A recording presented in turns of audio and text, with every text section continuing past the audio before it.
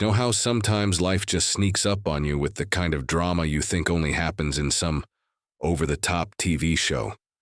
Well, that's exactly how this whole thing went down for me. And trust me, I couldn't make this up even if I tried. One quiet morning, I was sitting on my porch, steaming mug of coffee in hand, watching the mist roll over the trees that surround my cabin. That cabin has always been my escape from the noise of the world, the one place that feels like it truly belongs to me. And then I heard it, an SUV engine humming down the gravel road, way too polished, way too out of place for these woods. This shiny black SUV pulls up, and out steps a woman I've seen around the neighborhood before, someone who always had that smug little air of authority about her. Let's call her Denise. She wasn't alone either. She had a man with her, clipboard in hand, the whole Realtor uniform vibe going on. And I swear, I heard her point right at my cabin and say, loud enough for the trees and me to hear, "This is the property I told you about. Perfect for the market." My stomach just twisted right then because that was my home, not hers.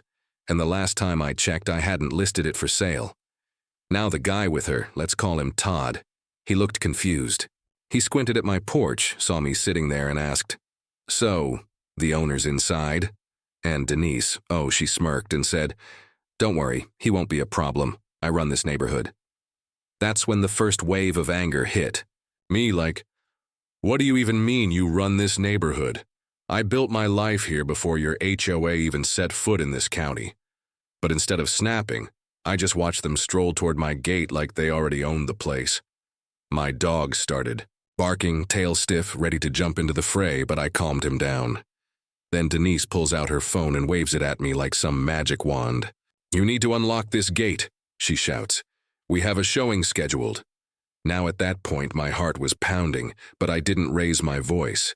I walked down slow, real calm, and instead of opening the gate, I pulled out a heavy chain, looped it through the latch and clicked it shut tight.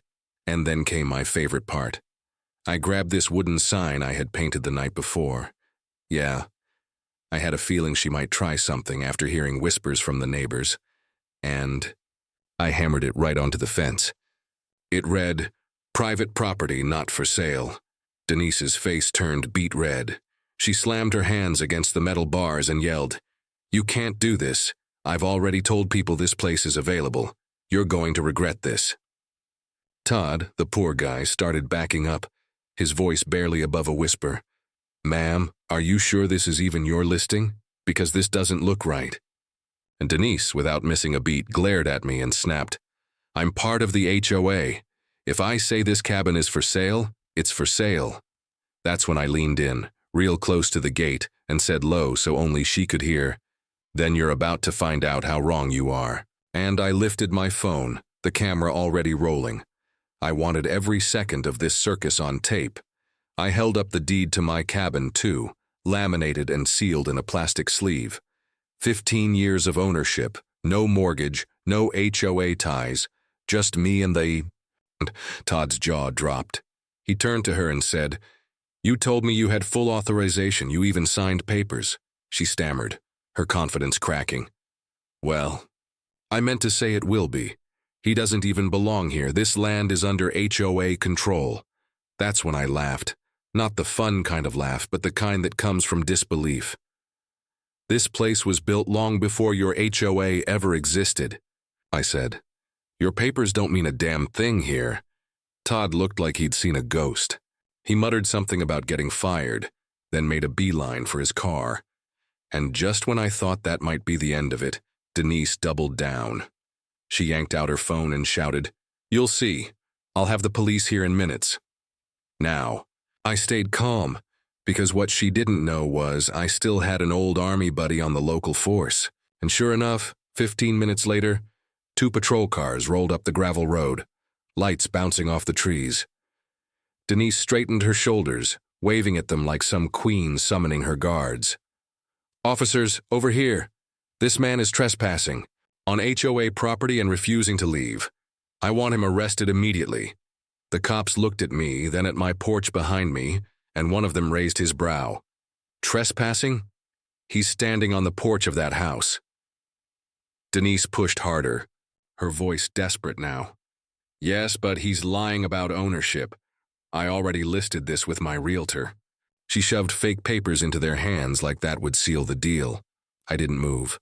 I just leaned on the fence, pulled out my folder, and handed the officer my deed. Bought it in cash 15 years ago. No HOA contracts, no mortgage, no... Jeez. The taller officer skimmed the papers, then gave Denise a sharp look. Ma'am, these are county records. Do you have anything legal that says otherwise? Her face went pale, then she tried flipping it. He must have faked those papers. He's lying. That's when the second cop chuckled and said, Ma'am, you're accusing the county clerk's office of fraud. That's a new one. And here's where it all unraveled for her. She tried to accuse me of harassment, claiming I threatened her, but I pulled up the recording on my phone. Her voice blasted out, If I say this cabin is for sale, it's for sale. The officers froze, then turned toward her. One of them smirked. You want to rethink that statement, ma'am? They asked for her ID, ran it through, and sure. Enough. The radio came back with prior complaints of fraud and harassment in neighboring counties. The tall cop's jaw tightened. So this isn't your first time pulling something like this. She fumbled, trying to spin it. Those complaints were lies. People just misunderstood me. I was only trying to help the neighborhood. I crossed my arms. By selling houses you don't own? And she snapped, mask gone. Nobody takes care of this place like I do. You don't deserve that cabin. I'm the one keeping property values high. People trust me. The officer cut her off. Ma'am, impersonating a property owner, filing fake listings, attempting to sell real estate you don't own. Those are felonies. He didn't wait. Turn around, hands behind your back. The click of the HOA cuffs never sounded sweeter, but it didn't stop there. As they were leading her to the car, another SUV pulled up, this one carrying 3 board members from the HOA. 2 men and a woman, all in business suits, looking annoyed to be dragged into the woods. Denise shouted at them like they were her saviors. Tell these officers I had every right. We were selling this dump for the good of the neighborhood. But the board members froze when they saw my camera still rolling. The woman muttered, She actually did it.